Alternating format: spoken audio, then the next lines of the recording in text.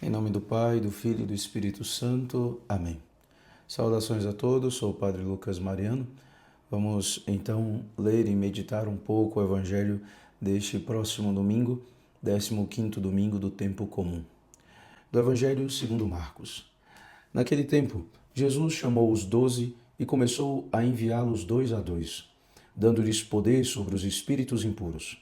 Recomendou-lhes que não levassem nada para o caminho, a não ser um cajado, nem pão, nem sacola, nem dinheiro na cintura. Mandou que andassem de sandálias e que não levassem 2 túnicas. E Jesus disse ainda: Quando entrardes numa casa, ficai ali até vossa partida.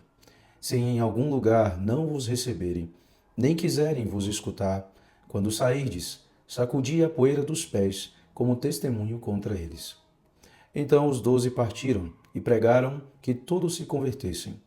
Expulsavam muitos demônios e curavam numerosos doentes, ungindo-os com óleo. Palavra da salvação. Glória a vós, Senhor. Muito bem, para entendermos um pouco mais o Evangelho deste domingo, vamos nos servir aqui de alguns comentários dos padres da Igreja, especificamente de São Gregório Magno, Santo Agostinho e São Beda, o Venerável. No início do Evangelho, nós vemos o Senhor que envia os discípulos 2 a 2.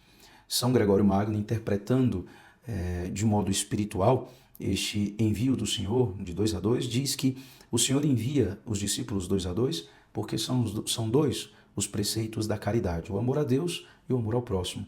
E São Gregório Magno vai dizer então que não deve assumir o ofício da pregação, não deve se tornar pregador alguém que não tenha caridade em relação ao outro, alguém que não tenha uma caridade em relação ao próximo. Por quê? A pregação é um ato de caridade.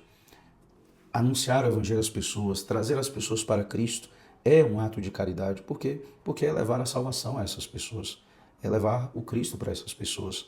Então, nós nunca podemos confundir a evangelização com uma espécie de panfletagem, com uma espécie de simples doutrinação ou algo do tipo. Nós não estamos anunciando simplesmente umas ideias legais, né? Nós estamos anunciando o Cristo, nós estamos anunciando a Boa Nova, ou seja, o único meio de salvação, que é nosso Senhor Jesus Cristo. Então, não é simplesmente trazer as pessoas para uma ideologia, né? É trazer as pessoas para a vida com Cristo. Então, por isso, é um ato de caridade anunciar o Evangelho. Nunca nos esqueçamos disso. O Senhor, então, envia os discípulos e faz algumas recomendações para eles. Como que o seu modo de vida, o modo de vida dos discípulos, dos pregadores, deve seguir, né, essas orientações do Senhor. Recomendou-lhes que não levassem nada para o caminho a não ser um cajado. E aqui também ele diz: nem pão, nem sacola, nem dinheiro na cintura. Aqui os padres da igreja, de modo especial, Santo Agostinho vai dizer: o pregador não pode estar demasiado preocupado com as realidades temporais. Para que ele seja um bom pregador, ele deve ter tempo e se dedicar à realidade espiritual, às coisas eternas, para que ele possa de fato comunicar isso para as pessoas. Por isso, os apóstolos, por exemplo, quando tiveram que ter um cuidado maior com as viúvas, os gregos, enfim, nos Atos dos Apóstolos, nós vemos que os apóstolos dizem: não convém que nós deixemos a oração e a pregação da palavra para servir às mesas. Então, não é que os apóstolos, né, se tornaram: não, nós não queremos trabalhar. Não, de forma alguma. Mas, de fato, convém ao pregador, a um bom pregador, que se dedique às coisas de Deus, às realidades de Deus. E a comunidade vai dando exatamente esse suporte para que o pregador, aquele que ensina, tenha essa possibilidade de se preocupar mais com as coisas de Deus e não tanto com as coisas temporais. Então, sim, é um modo de vida mais simples que o pregador deve levar, mais pobre, e todos nós devemos viver a pobreza em alguma medida, de acordo com o nosso estado de vida, mas também por que isso? Porque a pobreza não é pela pobreza em si mesmo, mas é para que o homem possa dedicar-se mais a Deus. São Francisco de Assis não amou a pobreza por ela mesma. Ele amou a pobreza porque ela o conduzia para Deus, porque ela aproximava de Deus. Nós não amamos a pobreza por ela mesma. E assim, o pregador deve levar uma vida mais simples para que ele não gaste seu tempo e não fique preso às realidades deste mundo e isso interfira na sua pregação. Santo Agostinho, continuando o comentário a este texto, vai dizer que o Senhor envia os discípulos desta maneira e faz essas recomendações, não porque essas coisas não sejam importantes. O Senhor sabe que os pregadores precisam de alimento para continuar na sua missão, mas para que aqueles que creem no Evangelho possam, de fato, lhes conceder estas coisas, sejam instrumentos da providência de Deus para os pregadores. Santo Agostinho vai dizer que isso é justo, porque o Senhor mesmo diz isso no Evangelho de São Mateus, no paralelo com este texto, no capítulo 10, o Senhor diz, o trabalhador é digno do seu salário. Na tradução que Santo Agostinho cita, né, é dito, o operário tem direito ao seu alimento. Ou seja, aqueles que crerem no Evangelho irão então ser instrumentos da providência, né, instrumentos da providência de Deus para os pregadores. Então irão acolhê-los em casa, como nós vemos aqui, né, nos versículos seguintes. Então irão ajudá-los nessas necessidades materiais. Né, mas é claro que os pregadores não irão pregar para obter esses benefícios. A vida desapegada daquele que anuncia o Evangelho de Deus deve livrá-lo destas coisas. Continuando aqui, Santo Agostinho vai dizer, né, não porque não sejam necessárias, mas porque assim enviava-os de modo a mostrar que isto lhes era devido por aqueles que crescem ao ouvirem o anúncio do Evangelho. Depois nós temos o significado de cada uma destas coisas. O bastão, no caso aqui, o cajado, o pão, a sacola, o dinheiro, cada uma destas realidades tem um significado espiritual e São Beda nos ajuda a compreender isso.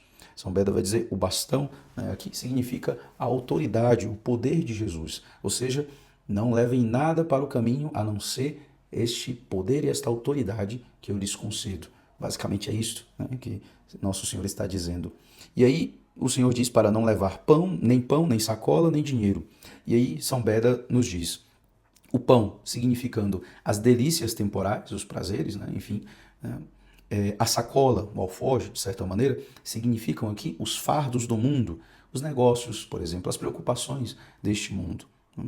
E o dinheiro, né, que leva de fato, o dinheiro aqui significa que uma vez que a pessoa tem estas seguranças humanas, isto acabará por ocultar a sabedoria, o que São Beda vai dizer. Né? Os fardos deste mundo podem levar o pregador a ser abatido, ou seja, a sentir um peso muito grande. Né? As delícias deste mundo, simbolizadas aqui pelo pão, levam o homem à dissipação, à dispersão, assim, os pecados de gula, luxúria, preguiça, enfim, isso leva o homem à dispersão, a uma falta de acurácia na inteligência, inclusive. E o dinheiro na cintura leva o homem a uma confiança, né, nas realidades humanas e com frequência isso faz com que o homem perca a sua confiança na providência de Deus.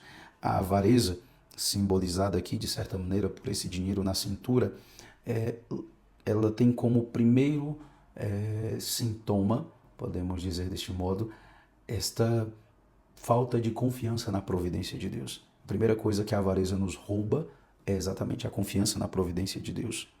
São Beda então continua o seu comentário ao texto do Evangelho, né, naquele trecho em que o Senhor diz, quando entrardes numa casa, ficai ali até vossa partida.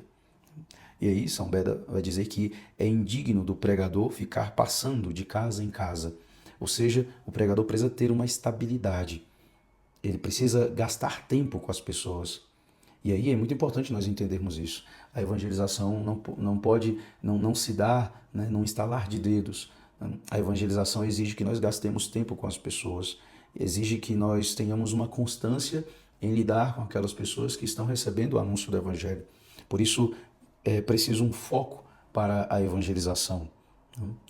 E por último, nós temos aqui o Evangelho nos dizendo que os discípulos saíram anunciando que todos se convertessem e eles expulsavam os demônios, curavam numerosos doentes, ungindo-os com óleo. Né?